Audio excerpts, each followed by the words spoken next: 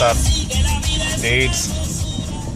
Welcome back to another edition of my video blog on soccer, football, soccer. And so today, the week of the World Cup, Thursday begins. Brazil and Cameroon. I think at 3 o'clock, the first game. Mexico's friendlies, international friendlies are over. Since we last spoke, Mexico played Bosnia and Portugal. The Bosnia game was horrible in the first half. Mexico played really bad. They played I guess an experimental or a different normal formation with 4-4-2. The midfield for Bosnia was just clogging Mexico up. Some players for Mexico didn't do very well. Miguel Ponce didn't do very good in that game. They weren't controlling, they weren't possessing the ball in the first half, and Bosnia got the win. Some things that impressed me about that game, though, were sort of the back and forth of Miguel Ponce. He started horribly in the first half. In the second half, he was able to improve quite a bit and actually gained a lot. It looked to me like he was gaining a lot of confidence. He came back in his midfield role and retrieved the ball. He came back asking for the ball and actually moved it up pretty well. Some solid performances from Hector Herrera, who's been impressive, and I think he's going to get the start for the first game in the World Cup for sure. On defense, Salcido has been doing pretty good, even though a lot of the critics don't like him. Massa hasn't been impressing, but we'll probably get the start. Diego Reyes played and did okay. Talavera, I think, was a little bit hesitant and nervous in this game. But the forwards didn't really impress too much. The real test this last week was with Portugal. And of course Portugal were missing some key players. The main one being Ronaldo. So Mexico went into this game expecting a typical challenge, and I was really surprised at the abilities of Contrao. He has some really just good footwork and was really able to show off his abilities to avoid getting the ball taken from him. He looked heads and shoulders above all of Mexico's abilities, as well as some other players. But they, as a team, couldn't really get nothing going for the most of the game. Mexico had some good opportunities towards the end. Chicharito made some excellent opportunities and a sure goal pretty much for Alan Pulido, who was cutting in, and Chicharito put in the pass. The goalie did a good job on that occasion and a couple of others as well. Guardado was doing good. He was shooting from far out. Layun usually has been really solid. He didn't really do too good in the Portugal game. Rafa Marquez, who has been awesome with his long passes as normal, wasn't really on point during the Portugal game. He was missing a lot of his passes. His passes weren't seeing the other players. They were going out of bounds in certain occasions. He did get a few in, but not a good performance for Rafa. But I think he will get the start. He'll be on the defense with Salcido and Massa, most likely.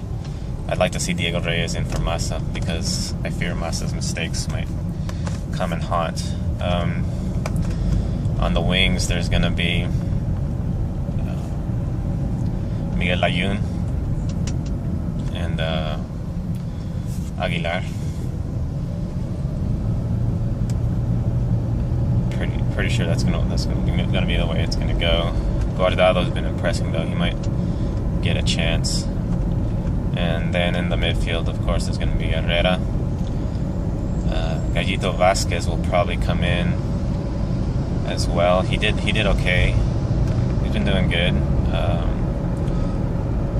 And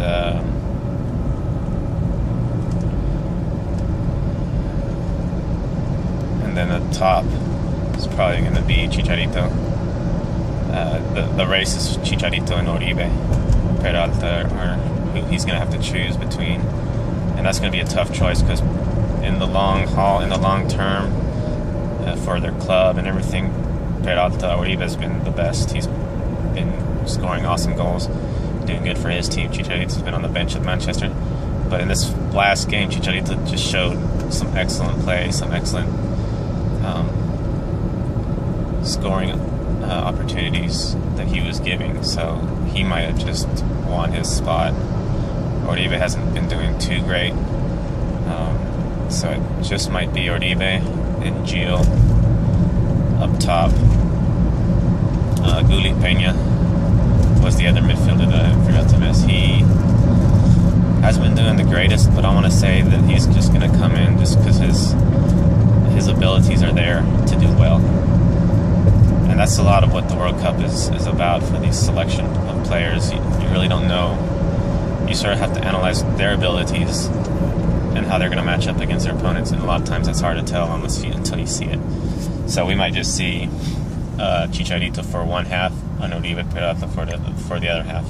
As far as goalies, that's going to be really hard. I think Ochoa played better, even though he got the goal scored on him. He did the better performance. I might be biased, but I think he deserves to get in. I don't think he will. I think Cardona will go in, partly because of the goal that was scored on Ochoa. It was sort of the only fault that I could find in Ochoa on that goal was his organization of his players. Everyone was pretty much off balance on that goal. Someone even fell, and that guy was just wide open. There was no one guarding him, marking him at all. He just came open right in the middle and got that header, and it was an awesome header. Ochoa dived and just couldn't grab that. It was just right on the mark. So Portugal won that game 1-0, but it was a good performance overall for Mexico. Mexico could have scored one or more goals during that game. So we'll see what continues to go on. The Mexico's game is on Friday against Cameroon. Yeah, I think so. So, World Cup is coming up this week. Saturday's a ton of games going on. Thursday, 1 game. Friday, I think 3. Got the calendar all set up. We should hear some more maybe on Mexico's lineup and see what's going on. As far as the overall World Cup, the United States are in a group of death. They might have a hard time getting through Portugal and Germany, as well as Ghana, who's eliminated them in the last one. So they want to get revenge on Ghana. The United States does, and they're coming in with a young team, so we'll have to see how that goes. It could go very well or it could go very poorly for them. Spain is always going to be a power. Brazil has been doing very well in their friendlies, and just playing excellent soccer, so we'll see. I think, though, Brazil might do well. I've seen some picks that Germany is going to win everything. That's a very good possibility. Spain, of course. I don't think coming in, I don't get the impression Spain is the power that it used to be. But we'll have to see how they do. And of course, the other big teams, Portugal is there, but I don't see them making it too far. England's not as much either. Italy can be up there, but these are teams that I don't see doing the great clutch performances at the higher levels up there. But we'll have to see. It's always a surprise in the World Cup who can go out there and do their best and get these wins. A lot of them end up being very close and some go into overtime, extra time, and things like that. So we'll have to see. So I'll probably get an update out after the Mexico game, or if any news comes out, maybe a short one. And Talk to you guys later.